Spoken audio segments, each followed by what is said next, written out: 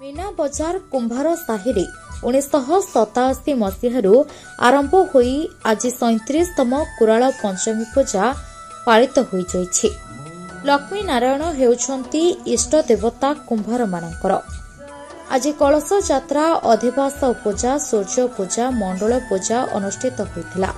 ए वर्ष रौप्य अलंकार लागे करा जाइथिला। पूजक कालंती, कर्ता सदानंद बेहेरा, सभापति उदयनाथ बेहेरा, संपादक प्रकाश चंद्र बेहेरा और कमिटीर समस्त सदस्य उपस्थित एही पूजा अनुष्ठित होइथिला। 7 दिन धरी एही पूजा चालू रहिबो।